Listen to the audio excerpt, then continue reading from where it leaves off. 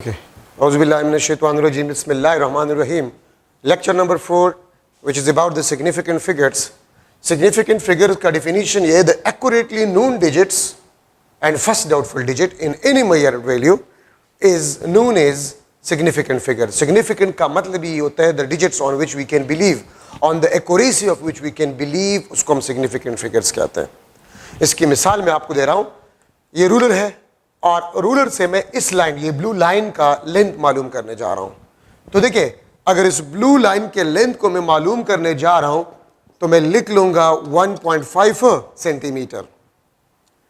ये 5 और 5 से थोड़ा सा आगे है तो मैं वैसे एस्टिमेट लगा लेता हूं 4321 सेंटीमीटर. ठीक है, let's suppose this is the possible measured value. ठीक है, मेजर्ड बाय यूजिंग रूलर. तो देखिए, आप इन डिजिट्स में कहां तक इसका बिलीव कर सकते हैं. तो मेरे पास चूंकि इसका लीस्ट काउंट है 0.1 सेंटीमीटर, 0.1 सेंटीमीटर, तो मैं यहां तक इसका बिलीव कर सकता हूं. मैं इन डिजिट्स पे बिलीव नहीं कर सकता क्योंकि ये इसके रेंज से बाहर, इस डिवाइस के रेंज से बाहर है.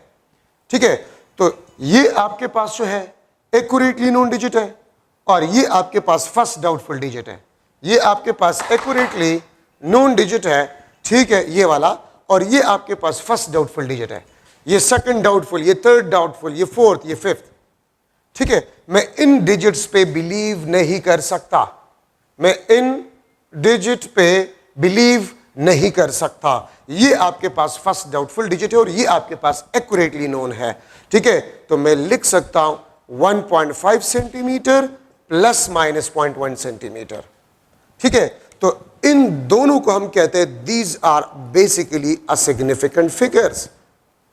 सो first accurately known digit and first doubtful, ये सेकंड डाउटफुल, ये थर्ड. लेकिन हम फर्स्ट डाउटफुल पे बिलीव कर सकते हैं. क्यों? इस डिवाइस का range first decimal place in centimetre तक है, तो मैं यहां तक इस पे बिलीव कर सकता हूं. इससे ज्यादा डिजिट्स पे मैं बिलीव नहीं कर सकता. ठीक है, ये बात याद रखें. तो सिग्निफिकेंट फिगर्स का मतलब आपके पास ये होता है, याद रखिए, all non zero digits are significant. All non zero digits are significant. तमाम नॉन जीरो डिजिट्स आपके पास जो है वो सिग्निफिकेंट होते हैं. तो अगर आपसे कोई पूछे कि real number of significant figures वो आपके पास कितने हैं? 9. ठीक है, जीरो आपके पास जो है, जीरो, ये सिग्निफिकेंट नहीं है. इसमें शक होता है, मैं इसको सिग्निफिकेंट नहीं कह सकता. ठीक है, इसमें शक है. तो the real number of significant figures are 9. The real number of significant figures are 9. अगर मैं लिख लो 3.1234 सेंटीमीटर, इसमें कितने सिग्निफिकेंट फिगर्स है? इसमें 5 सिग्निफिकेंट फिगर्स है. अगर आप लोग देख लें, all non zero digits are significant. ठीक है, अगर मैं इस तरह लिख लो 1.203, ठीक है, तो इसमें ये जीरो भी आपके पास सिग्निफिकेंट होगा. अगर कोई जीरो किसी दो नॉन जीरो डिजिट्स के दरमियान आ जाए तो वो जीरो आपके पास सिग्निफिकेंट फिगर होता है. ठीक है, अगर इस तरह आपके पास आ जाए, ठीक है, कि zero decimal point left side, first non zero digit के लेफ्ट साइड पे जीरो और डेसिमल पॉइंट के लेफ्ट साइड पे जीरो, ये सिग्निफिकेंट नहीं होता है. इसमें आपके पास 3 सिग्निफिकेंट फिगर्स होते हैं. 3.120 जीरो में और may not be significant.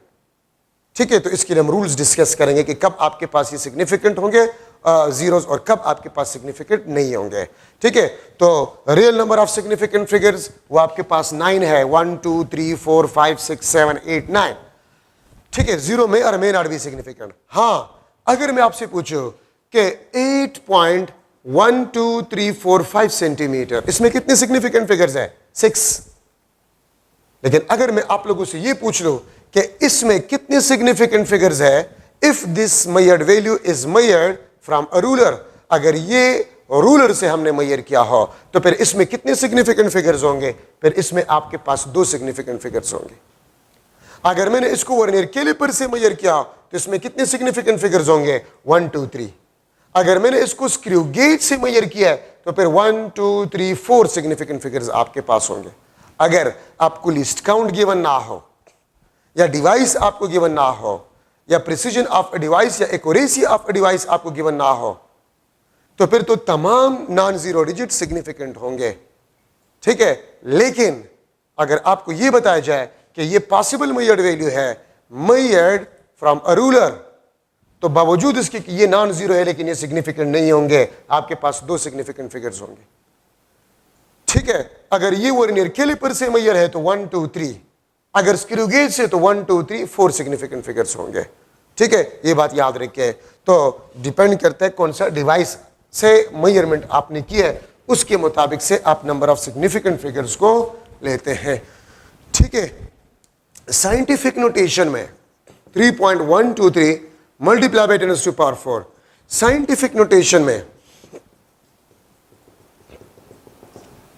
all digits are significant, ठीक है, all digits are significant except power of 10, except power of 10, power of 10 के अलावा तमाम digits आपके पास significant होंगे।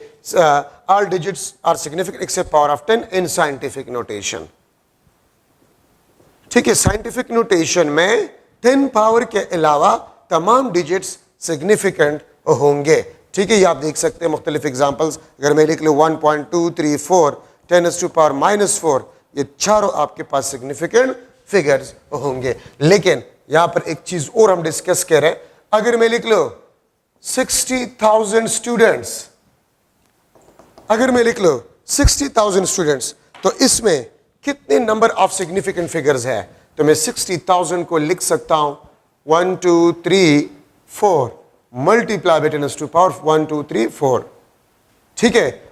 मैं इस तरह भी इसको लिख सकता हूं 6.00 10 टू पावर 4, मैं इसको इस तरह भी लिख सकता हूं 6.00 मल्टीप्लाई बाय 10 टू पावर 4, मैं इसको इस तरह भी लिख सकता हूं 6.0 मल्टीप्लाई बाय 10 टू पावर 4, मैं इसको इस तरह भी लिख सकता हूं 6 multiply by 10 to the power 4।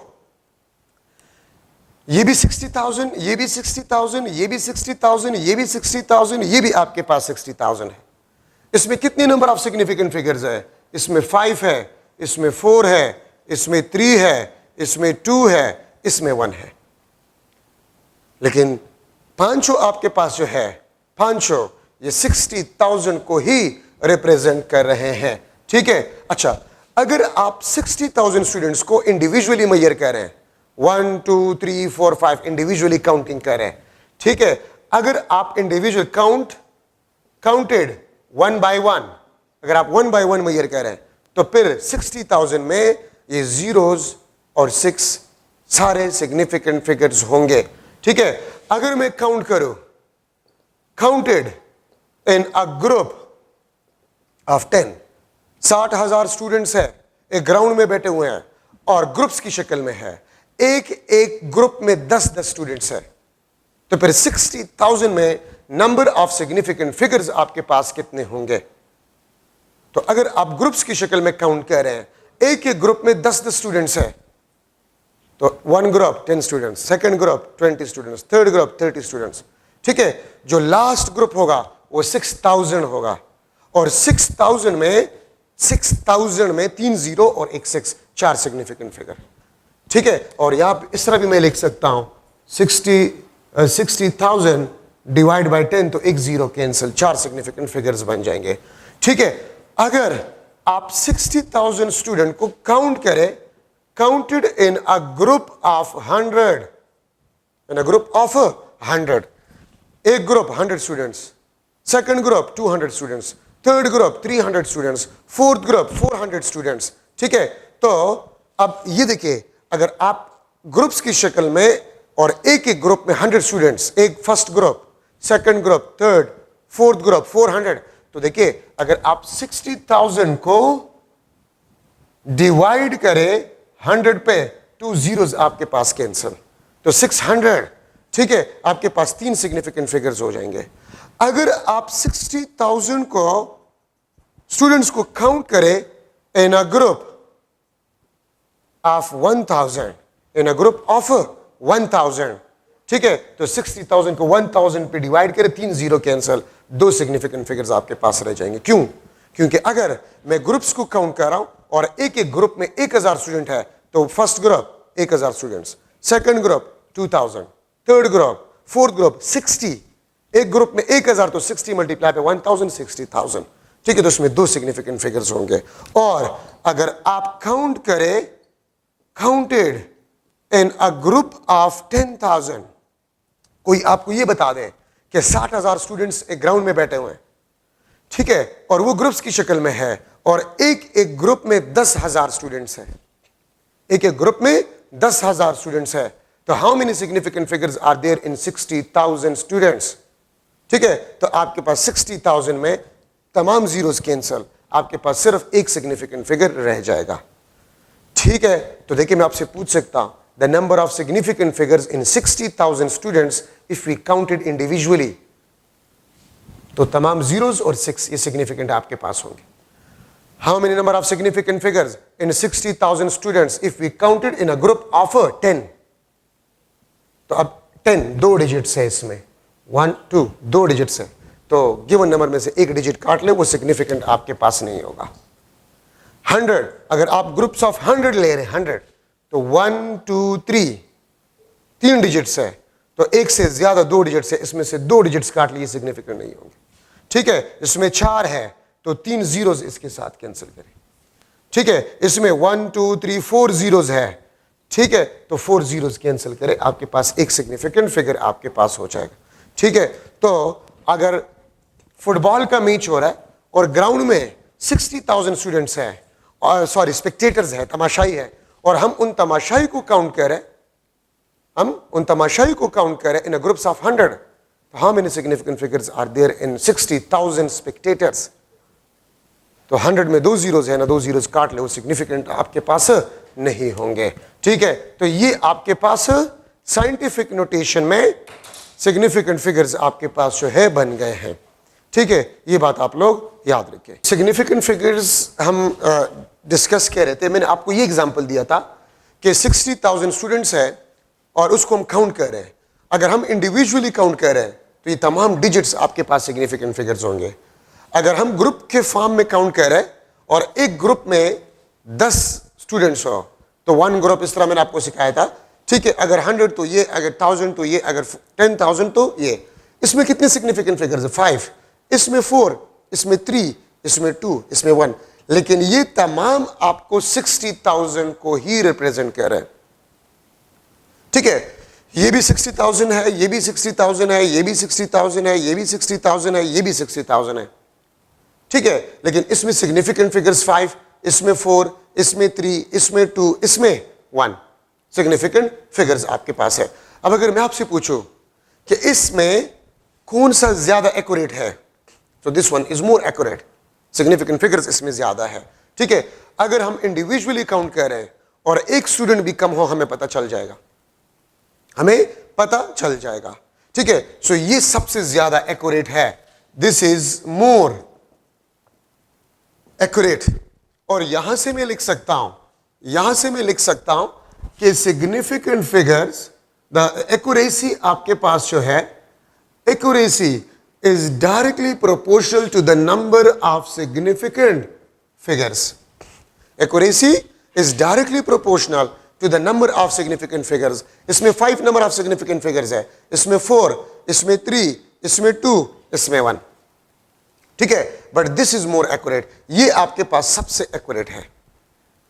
ठीक है, तो जितने ज्यादा नंबर ऑफ सिग्निफिकेंट फिगर्स होंगे, उतना आपके पास एक्यूरेसी क्या होगा? ज्यादा होगा। क्यों? आसान सी बात है, अगर हम स्टूडेंट्स को इंडिविजुअली काउंट कर रहे हैं और एक स्टूडेंट भी कम हो, हमें पता चल जाएगा। ठीक है, लेकिन आप जितना ग्रुप को बढ़ा रहे हैं, अब अगर मैं ग्रुप में 100 ले रहा हूं तो 100 तो में 2 कम हो सकते हैं, 3 कम हो सकते हैं। ठीक है, जितना ग्रुप बढ़ता है एक्यूरेसी कम होता जाते हैं, because number of significant figures कम होते जाते हैं। ठीक है, तो accuracy is directly proportional to the number of significant figures. अब इसमें 5, इसमें 4, इसमें 3, इसमें 2, इसमें 1, this is more accurate, this is less accurate. अगर ग्रुप्स में 10,000 स्टूडेंट्स हो, एक ग्रुप 10,000, दूसरा ग्रुप 20,000, तीसरा ग्रुप 30,000। ठीक है, तो 10,000 में अगर 100 स्टूडेंट्स, 200 स्टूडेंट्स भी ग्रुप में कम हो, हमें पता नहीं चल सकता। ठीक है, तो इसका मतलब ये है दिस इज मोर एक्यूरेट, ये आपके पास ज्यादा एक्यूरेट होगा। ठीक है, और वो आपके पास इंपॉर्टेंट कंसेप्ट है, accuracy is directly proportional to the number of significant figures. अच्छा, अब इसमें देखिए MCQ, number of significant figures in 20,000 spectators if counted in a group of 100। ठीक है, if counted in a group of 100 spectators will be dash. तो देखिए दो zeros के साथ कैंसिल, तो इसमें कितने सिग्निफिकेंट फिगर्स रह गए? 3 सिग्निफिकेंट फिगर्स आपके पास रह गए। ठीक है, the number of significant figures in 48,000 eggs if we counted boxes in which 1 dozen eggs kept will be dash। 48,000 अंडे और वो बॉक्सेस में पड़े हुए हैं और उसको हम काउंट कर रहे हैं, लेकिन हम बॉक्सेस को काउंट कर रहे हैं, तो फिर the number of significant figure in 48,000 eggs will be dash। तो डोजन का मतलब आपके पास क्या होता है? 12। इसमें 2 डिजिट्स है, तो 1 डिजिट इसके साथ काट लें। ठीक है, इसके साथ काट लें, तो आपके पास 4 सिग्निफिकेंट फिगर्स होंगे, डोजन। अब एक बात याद रखिए, ग्रुप में एक से ज्यादा जितनी भी डिजिट्स हो, एक से ज्यादा जितनी भी डिजिट्स हो, ठीक है, तो गिवन नंबर में से वो काट ले, वो आपके पास सिग्निफिकेंट फिगर्स नहीं होंगे। ठीक है, अगर मैं लिख लो 1 2 3 4 5 students counted in a group of 1 2 3 students, ठीक है, 1 2 3 students, 1 2 3 4 5 students counted in a group of 1 2 3 students, then number of significant figures, the number of significant figures in total students will be dash। तो आप इसको देख ले, इसमें कितने digits है? 3, तो एक से ज्यादा 2 डिजिट्स ये काट लिए, सिग्निफिकेंट नहीं होंगे। ठीक है, A option 5, B option 4, C option 3, D option 2। तो आपके पास आंसर जो है इसमें 3 सिग्निफिकेंट फिगर्स है। तो याद रखें, ग्रुप्स में एक डिजिट से ज्यादा जितनी भी डिजिट्स हो, तो गिवन नंबर में से आप वो डिजिट्स काट ले, वो सिग्निफिकेंट फिगर्स नहीं होंगे। ठीक है, सो आपके पास सी, ये आपके पास 3, इसमें सिग्निफिकेंट फिगर्स आपके पास 3 है। अच्छा, अब राउंडिंग ऑफ डेटा को हम लेते हैं, rounding off data, rounding off data to right measured value up to appropriate precision or accuracy। ठीक है, तो इसको फिर हम राउंडिंग ऑफ डेटा कहते हैं, bye rounding of some digits. ठीक है, हम कुछ डिजिट्स को राउंड ऑफ करते हैं अप टू एप्रोप्रिएट प्रिसीजन और अप टू एप्रोप्रिएट एक्यूरेसी। ठीक है, डेटा को लिखने के लिए, तो इसको हम राउंडिंग ऑफ डेटा कहते हैं। राउंडिंग ऑफ डेटा मैं लिख लेता हूं 274, ठीक है, 25, बल्कि मैं लिख लेता हूं 275। ठीक है, मैं लिख लेता हूं 285, मैं लिख लेता हूं 287। अगर आपसे कोई ये कह दे कि इसको राउंड ऑफ करे, इसको राउंड ऑफ करे up to 2 significant figures, up to 2 significant figures, और ठीक है, बल्कि 2 सिग्निफिकेंट फिगर्स ही बस मैं लिख लेता हूं, 2 सिग्निफिकेंट फिगर्स तक आप इसको राउंड ऑफ करें, यहां तक आप इसको राउंड ऑफ करें। ठीक है, यहां तक आप इसको राउंड ऑफ करें, यहां तक आप इसको राउंड ऑफ करें, यहां तक आप इसको राउंड ऑफ करें, इसको हम राउंडिंग ऑफ डिजिट कहते हैं, इसको हम राउंडिंग ऑफ डिजिट कहते हैं, इसको हम राउंडिंग ऑफ डिजिट। अगर हम 2 सिग्निफिकेंट फिगर्स तक, ठीक है, या मैं अगर इसमें डेसिमल पॉइंट भी लगा लो, डेसिमल पॉइंट भी लगा लो इसमें, तो round off up to 2 significant figures और 1 डेसिमल प्लेस, एक ही बात है। ठीक है, आप इन मेजर्ड वैल्यूज को राउंड ऑफ करें अप टू 1 डेसिमल प्लेस या up to 2 significant figures, up to 2 significant figures. तो देखिए एक बात याद रखिए, if rounding off digit is less than 5, अगर राउंडिंग ऑफ डिजिट 5 से कम हो तो खत्म करें, ठीक है, और आप लास्ट डिजिट तक नंबर को उसी तरह ही लिख लें, ठीक है। अगर राउंडिंग ऑफ डिजिट आपके पास 5 हो, ये देखिए 5, ये देखिए 5, राउंडिंग ऑफ डिजिट अगर आपके पास 5 हो, ठीक है, एंड लास्ट रिटेन डिजिट वो आपके पास ऑड हो, ये लास्ट रिटेन डिजिट, ये लास्ट रिटेन डिजिट, ये लास्ट रिटेन डिजिट, ये लास्ट रिटेन जिसको आप रखेंगे, ठीक है, तो फिर लास्ट रिटेन डिजिट के साथ आप 1 को क्या करें, ऐड करें, ठीक है। If last retained digit is even, अगर लास्ट रिटेन डिजिट आपके पास इवन हो तो फिर याद रखिए लास्ट रिटेन डिजिट के साथ आप 0 को ऐड करेंगे, मींस नो चेंज। आप ये देखिए ये आपके पास राउंडिंग ऑफ डिजिट है 5 है और ये लास्ट रिटेन डिजिट है, ये ऑड है, तो आपके पास आंसर हो जाएगा, ठीक है, ऑड है तो इसके साथ 1 ऐड करें तो 7 + 1 8, 2.8 आपके पास आंसर होगा। अब ये इवन है और राउंडिंग ऑफ डिजिट 5 है तो इवन को आप इवन ही छोड़ लें, ठीक है। अगर आपके पास rounding off digit greater than 5 हो, अब 5 से ज्यादा है तो लास्ट रिटेन डिजिट के साथ आप 1 को ऐड करें, ये आपके पास आंसर होगा। अगर राउंडिंग ऑफ डिजिट 5 से कम हो, ठीक है, तो उसको खत्म करें और लास्ट रिटेन डिजिट के साथ लास्ट रिटेन डिजिट को उसी तरह ही लिख लें। अगर राउंडिंग ऑफ डिजिट 5 हो तो फिर 2 रूल्स है, अगर लास्ट रिटेन डिजिट ऑड हो तो ऑड के साथ 1 ऐड करें, अगर इवन हो तो 0 ऐड करें, मींस चेंज ना करें, और अगर राउंडिंग ऑफ डिजिट 5 से ज्यादा हो तो फिर ऑड और इवन वाला कहानी नहीं होता, ठीक है। आप ऑड हो या इवन हो बस 1 उसके साथ ऐड करें और आप नंबर को लिख लें। तो लास्ट रिटेन डिजिट के साथ आपने 1 को ऐड करना होगा, ठीक है। ये आपके पास राउंडिंग ऑफ डिजिट के रूल्स है। अब एक बात याद रखिए, जो रूल हमने 5 के लिए पढ़ लिया, अगर आप 2 नंबर्स को राउंड ऑफ करें, फॉर एग्जांपल मैं यहां पर लिख लेता हूं 42, मैं अब 2 नंबर्स को राउंड ऑफ करूंगा, 42, 50, ये आपके पास 50, ये लेट्स सपोज 71। अब अगर मैं 2 नंबर्स को राउंड ऑफ कर रहा हूं तो 2 नंबर्स को अगर आप राउंड ऑफ करें तो 5 का रूल फिर आप 50 के लिए इस्तेमाल करेंगे।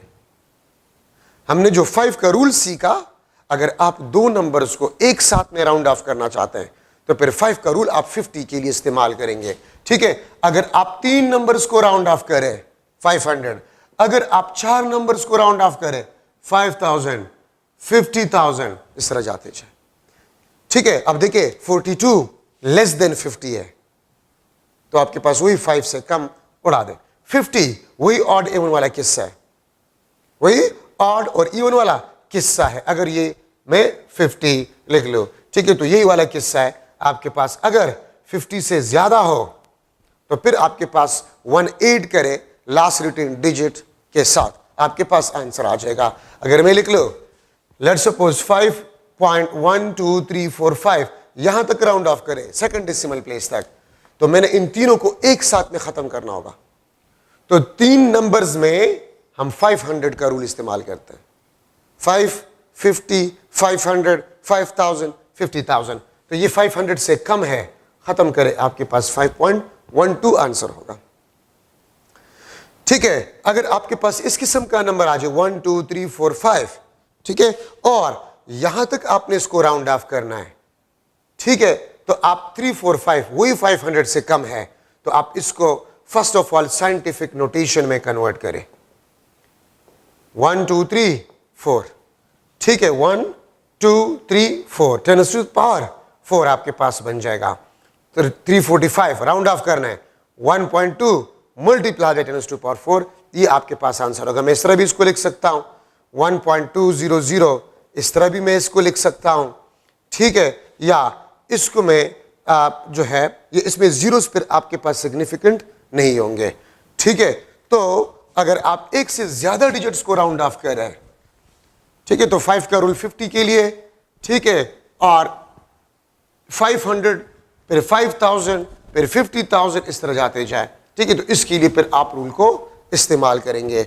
अब अगर मैं लिख लूं कि round off 1 3 5 6 7 2, round off 1 3 5 6 7 2 up to 1 significant figure, up to 1 significant figure. अगर मैं ये एक एग्जांपल आपको दूं, ठीक है, तो 1 सिग्निफिकेंट फिगर तक आप इसको अगर राउंड आउट करें तो 1.35672 मल्टीप्लाई बाय 10 सुपर 1 2 3 4 5, ये 5, ठीक है। आपने 1 सिग्निफिकेंट फिगर तक छोड़ना है तो आपने इन डिजिट्स को खत्म करना होगा।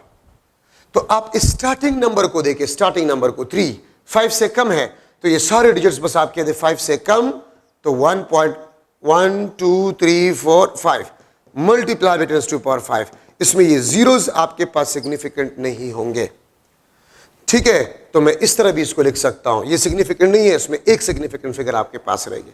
मैं इसको इस तरह भी लिख सकता हूं 1 मल्टीप्लाई बाय 10 टू पावर 5, मैं इस तरह भी इसको लिख सकता हूं, ठीक है। मैं इसको इस तरह भी लिख सकता हूं, ठीक है, 1 2 3 4 5 1 2 3 4 5, मैं इस तरह भी इसको लिख सकता हूं। इसमें ये जीरोस आपके पास फिर सिग्निफिकेंट नहीं होंगे। इस तरह मैं लिख सकता हूं, इस तरह मैं लिख सकता हूं, इस तरह मैं लिख सकता हूं। एक नंबर है, इसको राउंड ऑफ करें अप टू 1 सिग्निफिकेंट फिगर, ठीक है, तो आप इसको उड़ा देंगे 3 5 6 7 2, 3 स्टार्टिंग नंबर को देखिए 5 से लेस है तो सबको आप 5 से लेस कंसिडर करें और आप इसको इस तरह लिख लें, तो ये आंसर या ये आपके पास आंसर होगा। तो मैं अगर आप लोगों से पूछ लो MCQ, the number of significant figures in 1000 apples will be dash. अगर मैं आपसे पूछूं, ठीक है, apples will be dash, A option 1, B option आपके पास जो है 4, सी ऑप्शन 2, डी ऑप्शन आपके पास इनफाइनाइट, ठीक है। अब देखिए the number of significant figures in 1000 apples will be dash, इसमें ये जीरो सिग्निफिकेंट नहीं होंगे। अगर आपको कोई कंडीशन गिवन नहीं है तो आपके पास एक सिग्निफिकेंट फिगर होगा, ठीक है। और अगर मैं इसके साथ लिख लो the number of significant figures in 1000 apples will be dash if counted individually, if counted individually, अगर हम इंडिविजुअली काउंट कर रहे हैं 1 एप्पल 2 3 4, ठीक है, तो फिर आपके पास कितने आंसर, फिर आपके पास आंसर होगा 1 2 3 4, फिर 4 आपके पास सिग्निफिकेंट फिगर इसमें होंगे, क्योंकि अगर आप इंडिविजुअली काउंट करें तो all digits will be significant. अगर आपको कोई कंडीशन गिवन ना हो तो फिर जीरोस को आपने सिग्निफिकेंट नहीं लेना होगा, ठीक है, जीरो को आपने सिग्निफिकेंट नहीं लेना होगा, ठीक है। ये सेकंड आपके पास क्वेश्चन। थर्ड, इफ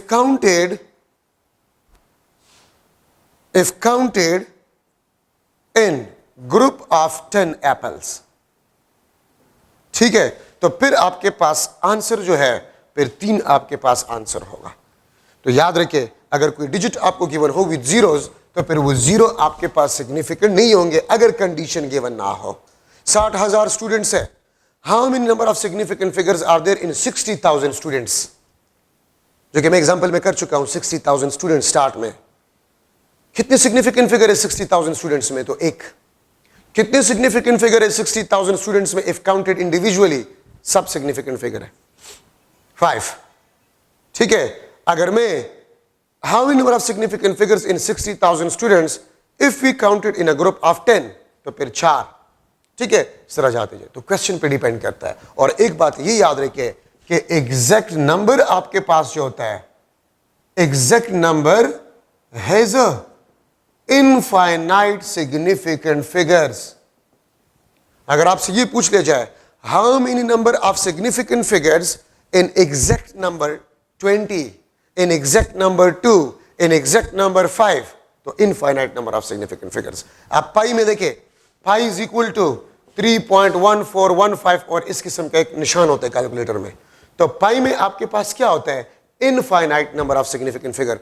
तो जब तक आपको ये ना बता, देखिए मैं अगर आपसे पूछूं the number of significant figure in 1000, अगर आपसे पूछूं 1000 में कितने सिग्निफिकेंट फिगर्स है, 1000 में कितने सिग्निफिकेंट फिगर है, तो एक, ये जीरो नहीं होंगे। अगर मैं आपसे पूछूं कि how many number of significant figures in 1000, in 1000 exact number, तो इनफाइनाइट। अगर 1000 के साथ लिख लिया जाए एग्जैक्ट नंबर या प्योर नंबर तो फिर इनफाइनाइट। लेकिन अगर प्योर नंबर या एग्जैक्ट नंबर की बात ना हो तो फिर आम रूल्स के मुताबिक से आप देखेंगे कि कितने सिग्निफिकेंट फिगर्स आपके पास होंगे। ठीक है, लेकिन अगर मैं आपसे पूछूं the number of significant figures in exact number, तो आपके पास इनफाइनाइट। ठीक है, इनफाइनाइट आपके पास सिग्निफिकेंट नंबर एग्जैक्ट नंबर में आपके पास होंगे। The number of significant figure in 1000, तो 1 आपके पास सिग्निफिकेंट फिगर होगा। अच्छा, एडिशन एंड, अच्छा एक और चीज भी यहां पर याद रखिए, अगर मैं लिख लो MCQ the number of significant figures,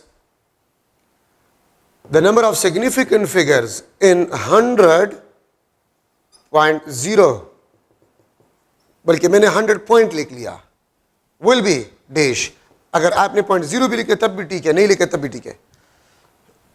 option 1, B option 4, C option 3, D option आपके पास जो है इनफाइनाइट। तो अगर डेसिमल पॉइंट लिखा गया है तो डेसिमल पॉइंट अगर लिखा गया तो इसका मतलब ये है कि ये सिग्निफिकेंट है। अगर मैं लिख लो 100 में कितने सिग्निफिकेंट फिगर है, 1, ये 0 नहीं है। अगर मैंने लिख लिया 100 डेसिमल पॉइंट तो फिर ये तीनों सिग्निफिकेंट फिगर अगर आपने डेसिमल पॉइंट लगा लिया। ठीक है, तो ये बात भी याद रखिए। Addition and subtraction rule for significant figures, addition and subtraction rule for significant figure, तो याद रखिए लास्ट रिजल्ट या final result must contains as much number of decimal places is present in less precise measured value। Addition और subtraction rule है आपके पास, last result या final result must contain as much number of decimal places is present in less precise measured value। क्या मतलब है, अगर मैं लिख लो 5.1234 सेंटीमीटर प्लस 2.3 सेंटीमीटर, तो देखिए ये आपके पास लेस प्रिसाइज है। ये क्यों लेस प्रिसाइज है, इसमें एक डेसिमल प्लेस है। ये आपके पास मोर प्रिसाइज है, इसमें 1 2 3 4 डेसिमल प्लेसेस हैं। ये लेस प्रिसाइज, इसमें एक डेसिमल प्लेस, क्योंकि मैंने आपको लिखवाया था कि precision is directly proportional to the number of decimal places, अगर आप लोगों को याद हो तो देखिए 5 + 2 7.4234 सेंटीमीटर। आपने एक डेसिमल प्लेस तक इसको रखना होगा, तो 2 3 4 को आपने राउंड ऑफ करना होगा। तो ये आंसर नहीं है, आंसर आपके पास ये है, ये आपके पास एप्रोप्रिएट आंसर है। याद रखिए एडिशन और सब्ट्रैक्शन में जिस मेजर्ड वैल्यू में कम से कम डेसिमल प्लेसेस होंगे तो लास्ट रिजल्ट में भी आपने उतने ही डेसिमल प्लेसेस छोड़ने होंगे। इसमें एक डेसिमल प्लेस है तो हमने एक डेसिमल प्लेस छोड़ा। ठीक है, अगर मैं लिख लो 6.1234 सेंटीमीटर प्लस 3.26 और प्लस 1.5 सेंटीमीटर। अब देखिए इसमें एक डेसिमल प्लेस है, तो 6 + 3 9, ये आपके पास 10, 6 7 8 3 4 सेंटीमीटर। इसमें ये लेस प्रिसाइज है तो आपने यहां तक इसको छोड़ना होगा, इसको राउंड ऑफ करें तो 10.9 सेंटीमीटर, ये आपके पास आंसर। ठीक है, मैं आपसे पूछ सकता हूं MCQ the number of significant figures in final result of 62.756 centimetre plus 22.39 centimetre plus 8.7 centimetre will be dash. Number of significant figures आपके पास जो है वो कितने होंगे? ठीक है, तो मैं लिख लेता हूं ए ऑप्शन 4, 3, 2 और डी ऑप्शन आपके पास जो है 5। तो कितने सिग्निफिकेंट फिगर्स आपके पास होंगे? तो अगर आप देखें 62 प्लस 22 प्लस 8, तो 22 प्लस 8 30, ठीक है, और 60 प्लस 30 90, 92 पॉइंट समथिंग आपके पास आता है। डेसिमल प्लेसेस कितने हैं? एक है, तो एक तो डेसिमल प्लेस होगा, एक तो आपके पास डेसिमल प्लेस होगा, मैं डी लिख लूंगा, ठीक है, और दो आपके पास डिजिट्स है, ठीक है। देखिए 62.756, 22.39, 8.7, तो 6, ये 9, 10, ये आपके पास 14, 8, ये आपके पास 11 और 7, 18, 8, 9, 10, 11, 12, 13, ठीक है, 6, 7, 8, 9, ठीक है। अब आपने एक डेसिमल प्लेस छोड़ना होगा, तो आपके पास 93.8, तो 3 सिग्निफिकेंट फिगर्स आपके पास होंगे। डेसिमल प्लेस एक होगा, डेसिमल प्लेस एक होगा, लेकिन सिग्निफिकेंट फिगर्स आपके पास 2 होंगे। डेसिमल प्लेस एक होगा, लेकिन सिग्निफिकेंट फिगर आपके पास जो है वो 3 होंगे, ठीक है। अब देखिए, तो मैंने सोल्यूशन कर ली, सोल्यूशन की जरूरत नहीं है। अगर आप में आप तेज है तो 62 प्लस 22 प्लस 8 100 से ज्यादा नहीं आएगा, 100 से कम आएगा, और 100 से कम नंबर में 2 डिजिट्स और एक डेसिमल प्लेस, रूल के मुताबिक से एक डेसिमल प्लेस, तो 2 डिजिट्स और एक डेसिमल प्लेस, 3 सिग्निफिकेंट फिगर्स होंगे, 3 सिग्निफिकेंट फिगर्स आपके पास होंगे। अगर मैं आपसे पूछूं the number of decimal places in a final result, number of decimal places कितने होंगे फाइनल रिजल्ट में? तो 1। नंबर ऑफ सिग्निफिकेंट फिगर्स कितने होंगे? 3। नंबर ऑफ डेसिमल प्लेसेस आपके पास जो है वो 1 होंगे। तो ये आपके पास एडिशन और सब्ट्रैक्शन रूल। अगर मैं आपसे एक क्वेश्चन ये करूं कि आपके पास है let suppose 94.672 centimetre plus 56.9 centimetre, तो मैं अगर आपसे पूछूं फाइनल रिजल्ट में कितने सिग्निफिकेंट फिगर्स होंगे, तो आप में से अगर कोई तेज है 94 प्लस 56 100 प्लस आपके पास नंबर आएगा, और एक डेसिमल प्लेस भी होगा, एक डेसिमल प्लेस भी होगा, तो 1 2 3 4, तो 4 सिग्निफिकेंट फिगर्स होंगे फाइनल रिजल्ट में। फाइनल रिजल्ट में 4 आपके पास सिग्निफिकेंट फिगर्स है, ठीक है, और 1 आपके पास जो है वो डेसिमल प्लेस होगा, ठीक है। तो ये आपके पास जो है एडिशन और सब्ट्रैक्शन रूल में the final result must contain as much number of decimal places is present in less precise measured value. इसमें एक डेसिमल प्लेस है तो आपने एक डेसिमल प्लेस को छोड़ना होगा। मल्टीप्लीकेशन एंड डिवीजन रूल, इसको आप इस तरह लिखेंगे, last result must contains as much number of significant figures is present in less accurate measured value। देखिए, एडिशन और सब्ट्रैक्शन में हम प्रिसीजन को देखते हैं, और मल्टीप्लिकेशन और डिवीजन रूल में हम नंबर ऑफ सिग्निफिकेंट फिगर्स को देखते हैं, ठीक है। तो last result contain as much number of significant figures is present in less accurate measured value, ठीक है। तो ये आपके पास अब देख सकते हैं लेस एक्यूरेट, और आपको पता है एक्यूरेसी आपके पास जो है directly proportional to the number of significant figures. Accuracy is directly proportional to the number of significant figures, ठीक है। तो देखिए, अगर मैं लिख लूं आपके पास है let suppose 222.2 centimetre multiply by 1 centimetre, ये आप देखिए ये मोर एक्यूरेट है, इसमें ये मोर एक्यूरेट है क्योंकि इसमें 1 2 3 4 सिग्निफिकेंट फिगर है। ये आपके पास लेस एक्यूरेट है, इसमें 1 सिग्निफिकेंट फिगर है आपके पास, ठीक है। तो आपके पास रिजल्ट जो होगा 22.22 सेंटीमीटर स्क्वायर, लेकिन रूल के मुताबिक से ये प्रॉपर आंसर नहीं है।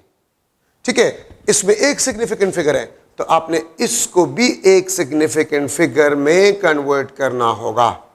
2.222 मल्टीप्लाई बाय 10⁻² सेंटीमीटर स्क्वायर।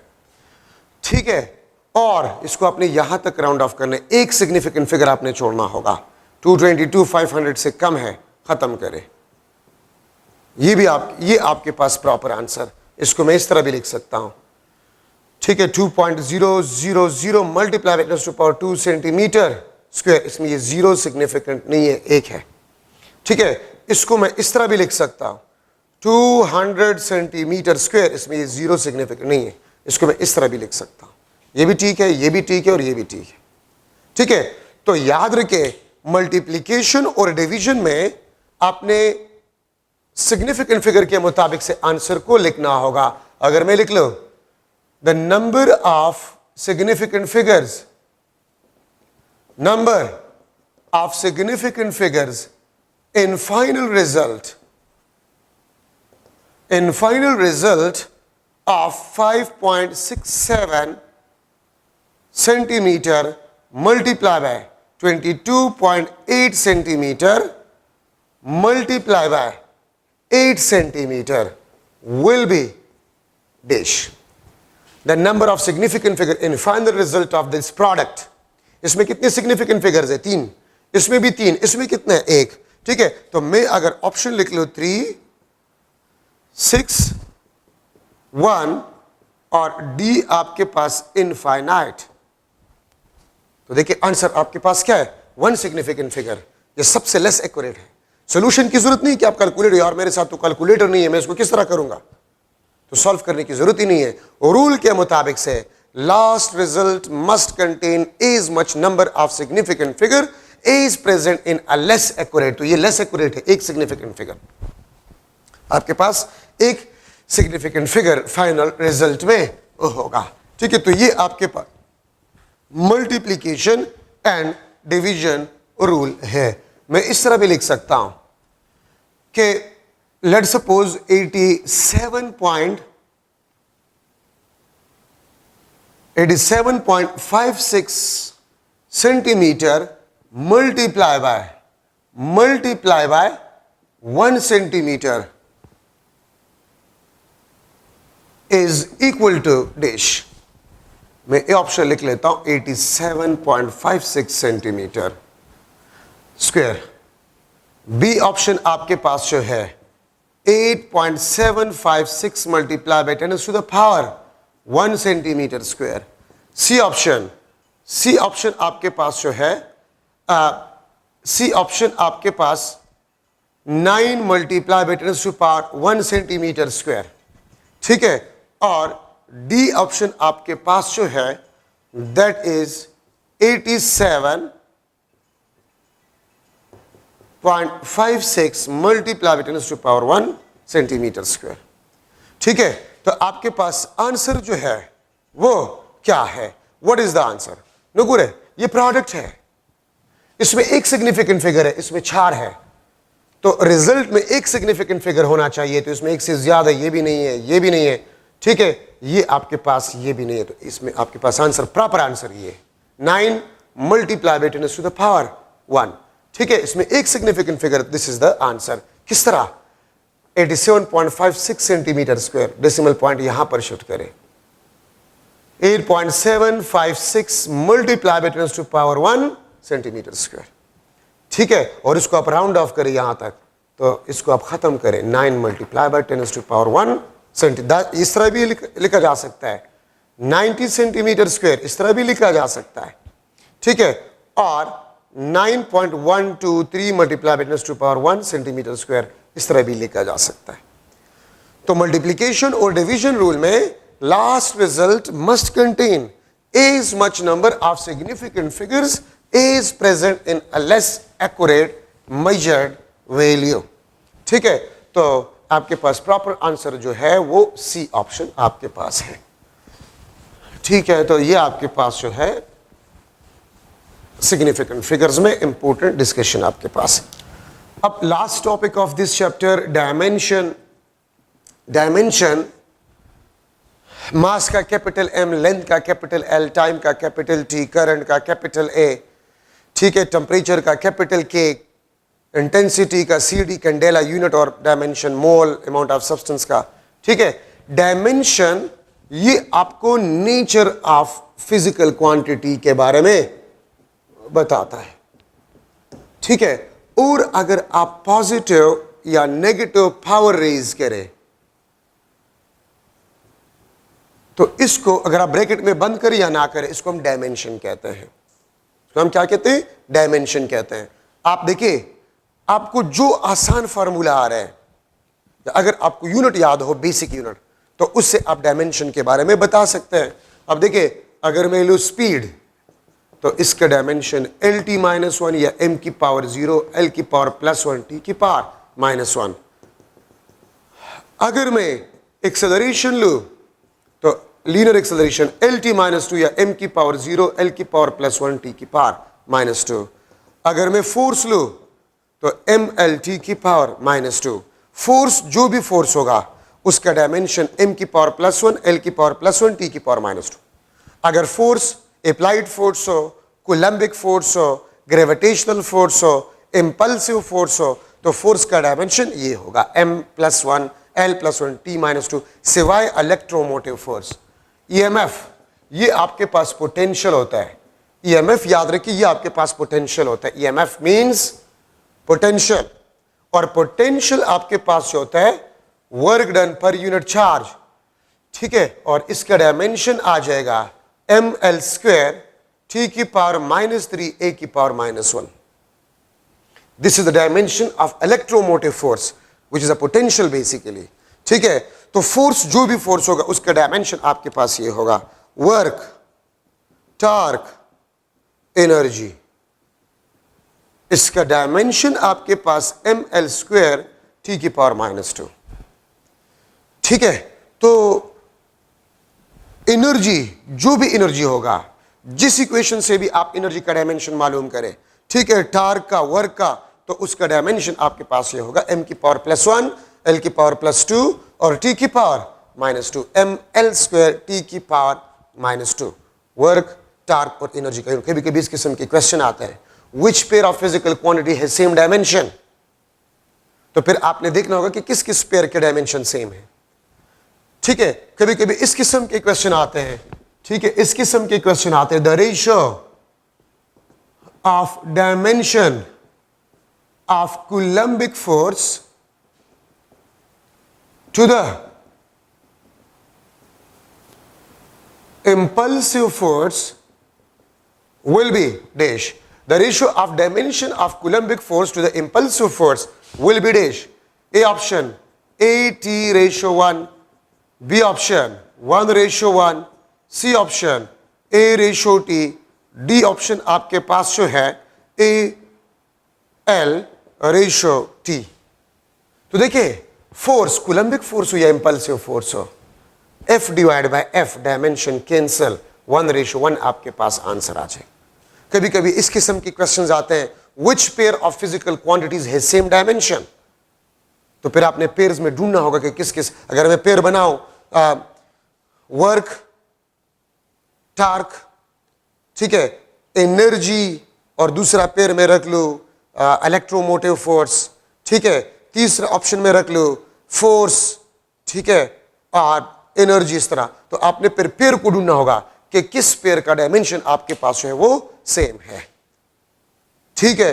तो वो तो आपने डायमेंशन याद करने होंगे, इसमें कोई वो टेक्निक नहीं है कि मैं आपको बता दूं, ठीक है। सो डायमेंशन आपको नेचर के बारे में बताते हैं। अगर मैं लिख लो कि 1 kilometre is equal to 1 micrometre, तो मैं इसको लिख सकता हूं कि ये आपके पास डायमेंशनली सेम है या इक्वल है या होमोजीनियस है, या होमोजीनियस है। क्यों? ये भी लेंथ है, ये भी लेंथ है, ठीक है। But numerically they are not equal. Numerically आपके पास ये इक्वल नहीं है, लेकिन डायमेंशनली आपके पास जो है ये इक्वल है, डायमेंशनली आपके पास ये इक्वल है।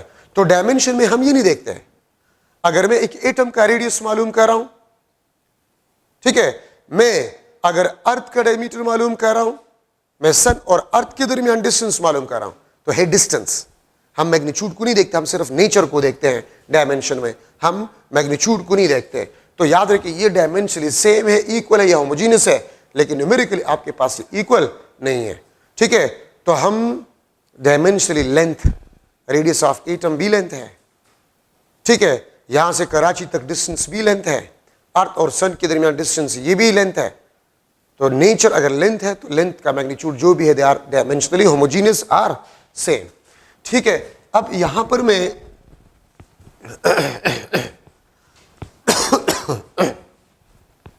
लिख रहा हूं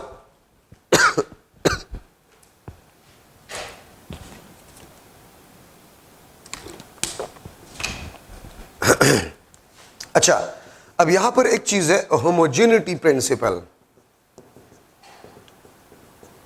होमोजेनिटी प्रिंसिपल, होमोजेनिटी प्रिंसिपल आपको यह बताता है कि वी कैन एड और subtract same physical quantities. We can add और सब्ट्रैक्ट सेम फिजिकल क्वांटिटीज। हम डिफरेंट फिजिकल क्वांटिटीज को एड या सब्ट्रैक्ट नहीं कर सकते। मास को आप मास के साथ एड कर सकते हैं। आप देखें ना, अगर मैं लिख लो कि 5 सेकेंड प्लस 12 किलोग्राम, ये हमेशा आपके पास 5 सेकेंड प्लस 12 किलोग्राम ही होगा, हम इसको एड नहीं कर सकते। ये हमेशा आपके पास 5 सेकेंड प्लस 12 किलोग्राम ही होगा, ठीक है। तो वी कैन एड और सब्ट्रैक्ट सेम फिजिकल क्वांटिटीज। और physical equation will be dimensionally homogeneous if has same dimension of both hand side। अगर दोनों साइड का डायमेंशन आपके पास सेम हो, ठीक है, तो फिर उस फिजिकल इक्वेशन को हम डायमेंशनली होमोजीनियस कहेंगे। आप ये देखिए, E is equal to MC square, ठीक है। अगर आप इस साइड का भी ले, ये भी आपको ml स्क्वायर t की पावर -2, ये भी आपको ml स्क्वायर t की पावर -2, तो it means this is correct, dimensionally correct है, ठीक है। अगर मैं लिख लो E is equal to MC, तो ये साइड आपको ml स्क्वायर t की पावर -2 देगा और ये आपको mlt -1 देगा। सो ये आपके पास डायमेंशनली होमोजीनियस या करेक्ट नहीं है, ठीक है।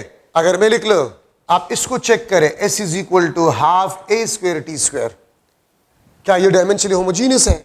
तो इस साइड का डायमेंशन L है और इस साइड का डायमेंशन L स्क्वायर T की पावर -2, ठीक है। तो आपके पास ये डायमेंशनली होमोजीनियस नहीं है, ठीक है। तो कोई भी फिजिकल इक्वेशन डायमेंशनली होमोजीनियस होगा अगर उस इक्वेशन के दोनों साइड के डायमेंशन सेम हो, ठीक है। या मैं आपको ये भी कह सकता हूं कि कोई भी इक्वेशन डायमेंशनली होमोजीनियस होगा अगर दोनों साइड्स के डायमेंशन आपके पास क्या हो, सेम हो, ठीक है। अगर मैं एक MCQ बना लूं कि लेट्स सपोज आपके पास है force is equal to AT plus B divide by C plus S, ठीक है। Homogeneous equation, this is homogeneous equation of force where T is time, S is distance and A, B, C are unknown parameters, are unknown parameters, then dimension of S is equal to dash। S का dimension आपके पास क्या होगा, ठीक है, dimension of S is equal to dash. अब अगर आप इस इक्वेशन को देखें तो आप में से मैक्सिमम स्टूडेंट्स इसको छोड़ जाएंगे कि यार ये तो आउट ऑफ कोर्स आया है। आउट ऑफ कोर्स नहीं है, आपने होमोजेनिटी प्रिंसिपल में पढ़ा है कि वी कैन एड और सब्ट्रैक्ट सेम फिजिकल क्वांटिटीज। हम डिफरेंट फिजिकल क्वांटिटीज को एड या सब्ट्रैक्ट नहीं कर सकते। तो आप सीधी के देखें, सी एस के साथ, वेयर एस इज डिस्टेंस, इसके साथ एड हो रहा है और आपको बताया गया है कि इक्वेशन होमोजीनियस है। तो अगर सी एस के साथ एड हो रहा है और इक्वेशन होमोजीनियस है तो सी का dimension of C, not S, C का डायमेंशन आपके पास क्या होगा? ठीक है, ए ऑप्शन आपके पास जो है एल एम एल टी की पावर -2, सी आपके पास टी और डी आपके पास जो है नन ऑफ दिस। तो सी किस चीज के साथ एड हो रहा है? एस के साथ एड हो रहा है, एस डिस्टेंस। ठीक है, डिस्टेंस का डायमेंशन क्या है? एल। तो आपको इक्वेशन को देखकर आप कहेंगे कि आउट ऑफ कोर्स, लेकिन ये आउट ऑफ कोर्स नहीं है। ठीक है, आप होमोजेनिटी प्रिंसिपल इस्तेमाल करें, सी एस के साथ एड हो रहा है, एस इज डिस्टेंस, तो सी का डायमेंशन आपके पास डिस्टेंस का डायमेंशन होगा। ठीक है, अगर मैं आपसे पूछूं एमसीक्यू के what will be equation of speed of waves in a string where T is tension, ठीक है, T is tension, L is length, M is mass, रो आपके पास जो है this is a density. What will the equation of speed of wave in a string where T is tension, L is length, M is mass and rho आपके पास है this is a density. T L M की power -1 की power 1 divide by 2। B option आपके पास T into density M 1 divide by 2। C option T density M divide by L और D आपके पास none of this. तो अब आप question को देखिए, आपसे ये पूछ रहा है कि स्पीड का फॉर्मूला कौन सा होगा। तो आप देखिए, आप एक एक इक्वेशन का डायमेंशनल एनालिसिस करेंगे तो जो इक्वेशन आपको स्पीड का डायमेंशन देगा वही फॉर्मूला करेक्ट ऑप्शन होगा। ठीक है, तो मैं इस ए का कर लेता हूं, T tension force, M L T की पावर -2, ठीक है, एल एम की पावर -1 कैंसल, ये आपके पास एल स्क्वायर टी की पावर -2 और पावर भी है 1/2, पावर भी है 1/2, तो ये आपके पास एल टी की power -1। So this is the correct option. आप डायमेंशनल एनालिसिस करेंगे तो जो ऑप्शन आपको स्पीड का डायमेंशन देगा वही आंसर होगा। लेकिन मैं आपको बता रहा हूं सोल्यूशन वाले क्वेश्चन आपने लास्ट में करने होंगे। इसमें अगर किसी को फॉर्मूला नहीं आ रहा तो फिर वो सोल्यूशन करेगा मजबूरन और सोल्यूशन आपसे टाइम लेगा।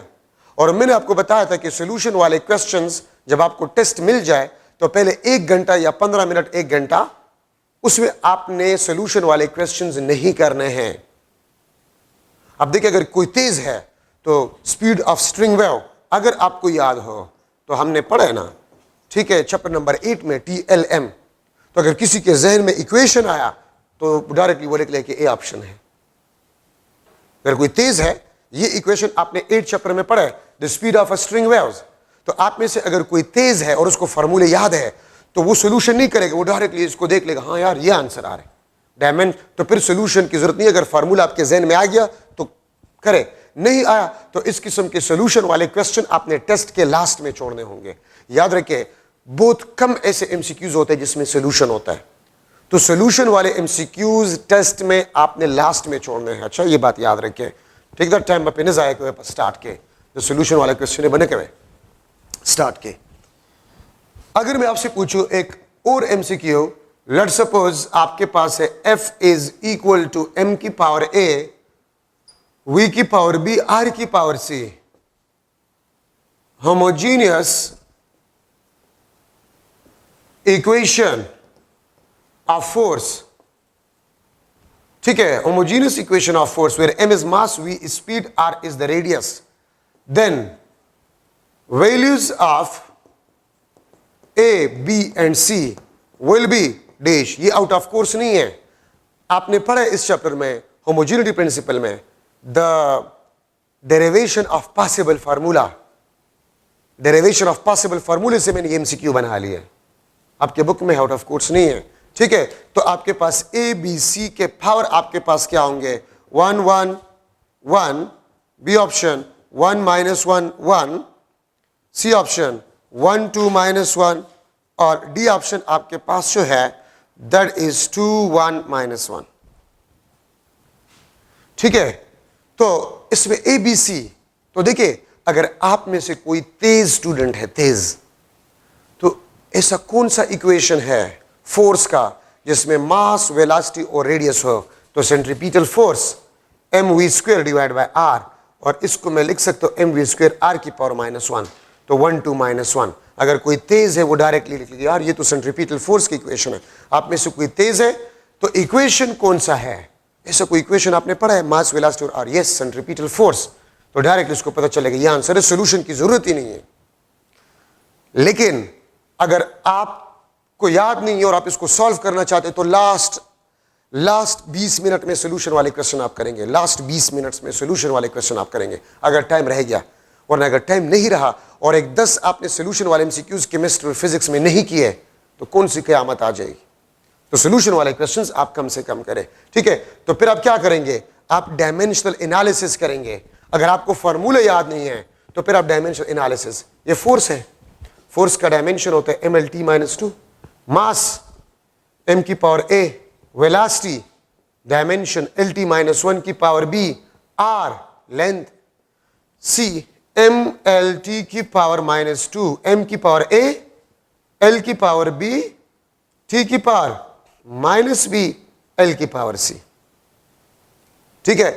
तो mlt की पावर -2, ma, l की power b plus c, t की पावर -b। अब पावर को कंपेयर करें, यहां पर 1, यहां पर 1, तो a इज इक्वल टू 1 1 1 1, ये 2 आ गई तो ये तो नहीं है।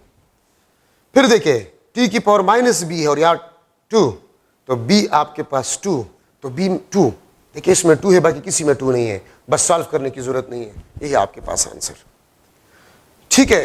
तो ये आपके पास एक और मॉडल एमसीक्यू है डायमेंशनल एनालिसिस में, ठीक है, डेरिवेशन ऑफ पॉसिबल फार्मूले से मैंने निकाल लिया है, ठीक है। अब इसके बाद आपके पास है डायमेंशनलिस्ट क्वांटिटीज, वो क्वांटिटीज जिसके डायमेंशन ना हो उसको हम डायमेंशनलिस्ट कहते हैं, ठीक है।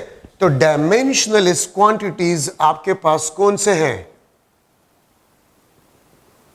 डायमेंशनलिस्ट quantities which has a no dimension, ठीक है। All trigonometric ratios, all trigonometric ratios, ठीक है। स्ट्रेन,